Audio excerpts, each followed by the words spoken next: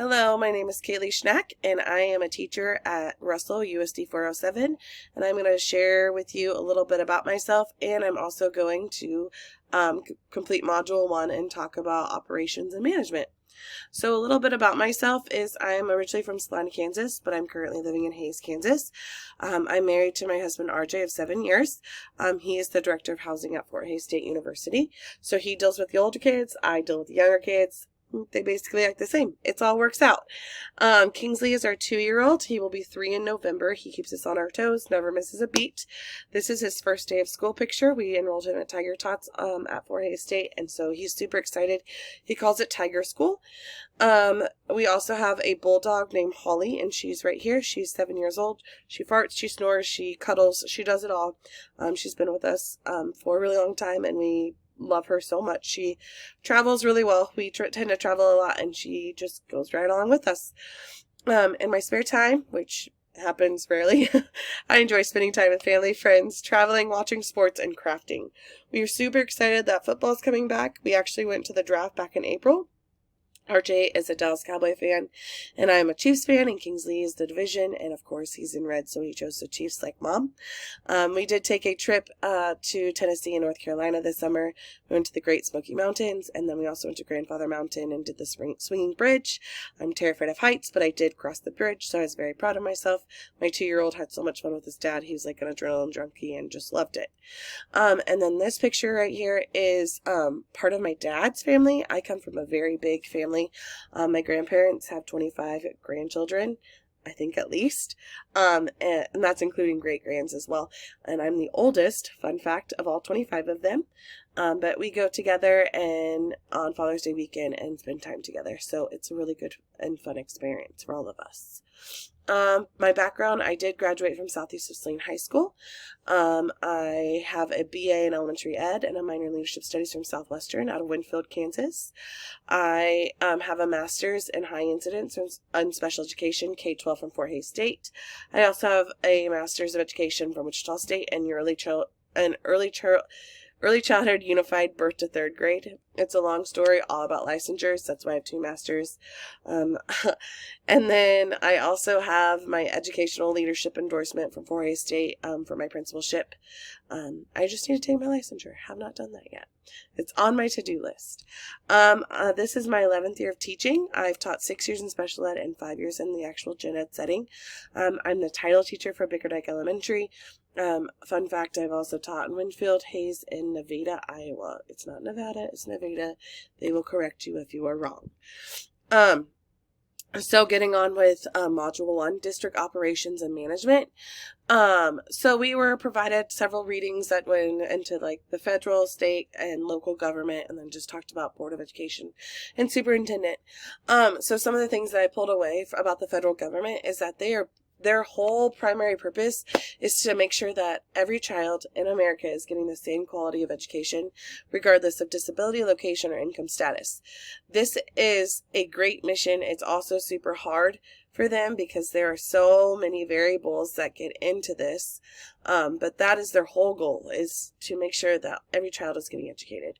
And then they also encourage states to take action sooner rather than later on learning problems and learning gaps.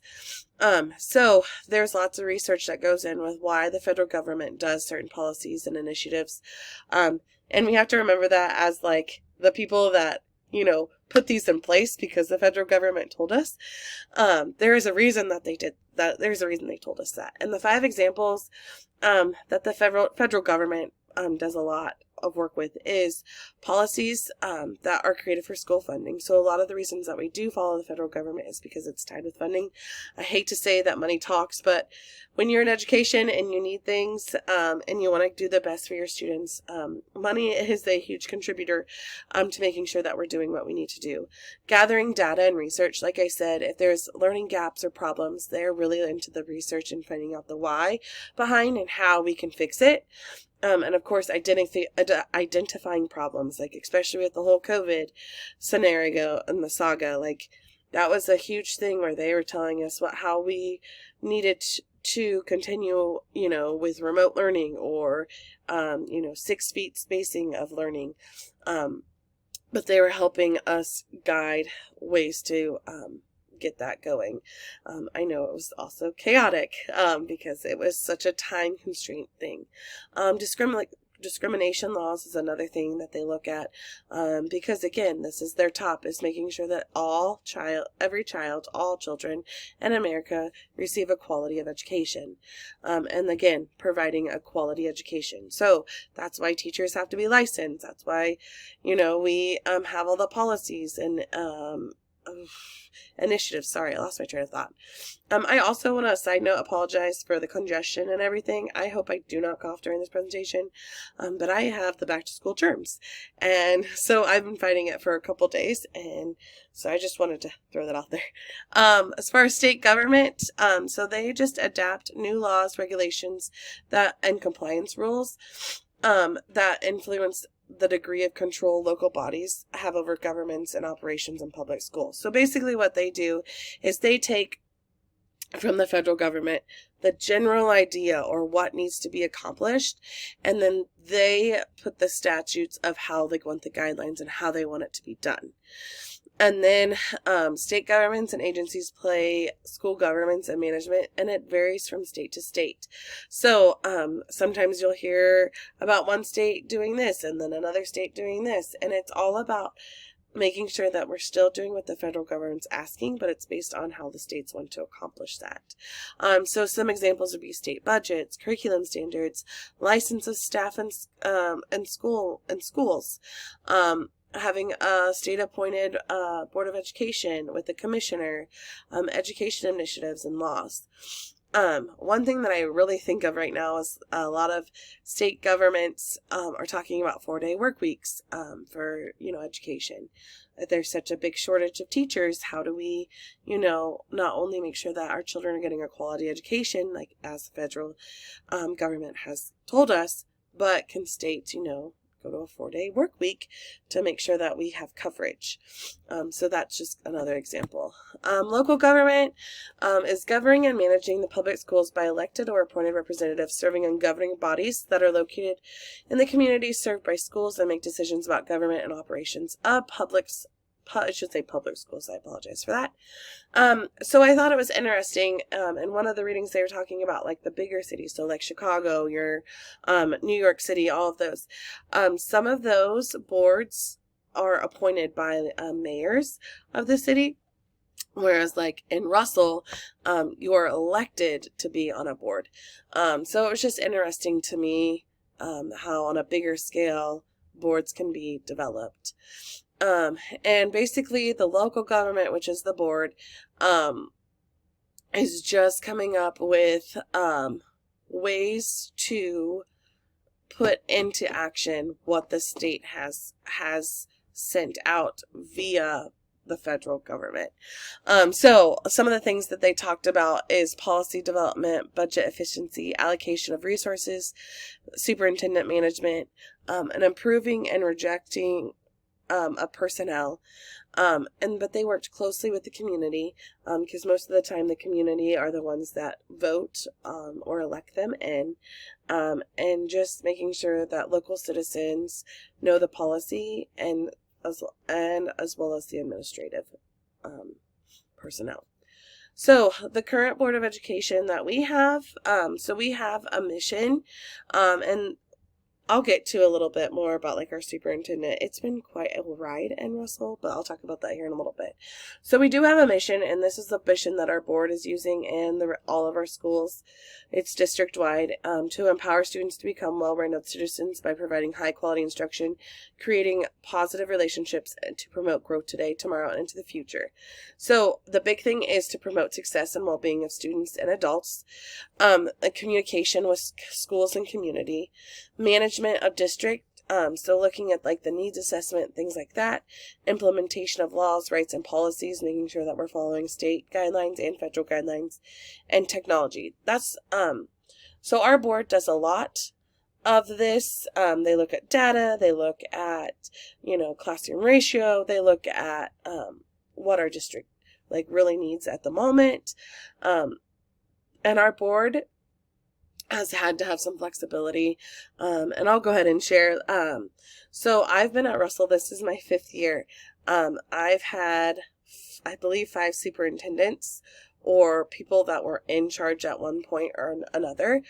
And so it's been a lot of change in leadership, and I commend our board for being flexible and understanding and continuing to fulfill the mission of educating kids in Russell County when the leadership hasn't always been there. So they have lots of experience on our board, which is great. And I know that we get new board members in, and they have to learn the ropes. But I think that one of the things for us is we have some, I don't know what you would call it, like age on our board to where an experience, so they know what they what the process looks and how it should be ran and things like that. And I mean, I'll be honest, the last couple of years have not been the best as far as like with COVID and things like that. It's been really hard. And even in the articles, they talked about, how people just trying to step over the policy of, following through with the board and just want to yell and scream at and do whatever they want. So I commend our board. I think that they do lots of great things for our school. So current superintendent, like I said, we've had a turnover and trying to find somebody and replace and things like that. So our current superintendent, he actually was our interim superintendent last February, and so he's already jumped on the ball, and he just got his superintendent license a little bit less than a year ago. So he's really jumping into it, which I think is great. But he is the CEO of our school district, in all of our schools, making sure that we're doing what we need to do. So he's been doing rebranding from the previous superintendent. We just got together as a district leadership team, and that was an initiative of his to work on getting a unification for all schools, because we've always just been our own individual pods since I've been there, which has been great. So that's how we came up with the mission statement, which then also the board approved, and so that's like our foundation. And then communication, he sends out daily emails. He's sending out daily, almost weekly emails with parents. He's a big doer, which is great. But there's also times when it can be overwhelming, and things like that. He also celebrates successes and achievements. We have lots of change, but we've also had lots of growth. We've also, had people come in and out, but he does his best, even students, he's celebrating sports wins. He's celebrating, when a team gets to go here, or, just experiences. And I think that's great. He's very data informed. He wants to always know what the data is talking about. And he does the duties and responsibilities for our district, and making sure that we're meeting the things that we need to be meeting. But he's also very busy. So our personal experiences, so for as far as federal and state government, I feel like the federal and state have more power just because they are able to say, well, I'll pay you more, or you'll get more funding if you do these things. And in education, we are box top hungry. We always are trying to get what we can so that way we can support our kids the best we can. And they always have these initiatives, and they want to impede their will of, we'll do this. So that's what I personally think. And then sometimes I even feel because I'm coming from a teacher standpoint, sometimes I feel like superintendents have more power on the littler people, the teachers, just because whatever they say goes. Whether it's right or wrong, I'm just saying in that sense, that's how I feel. Changes I would recommend for our superintendent. I know that he is not even a year in, but just trusting staff, we are professionals, and we know what we're doing, and being less micromanaged of us. We do our best every day, and we want you to know that you can trust us. And then I'd like to see Board of Education visits. We do have some members that come in, but it would be nice to see all come in or even sit in classes, have lunch, those types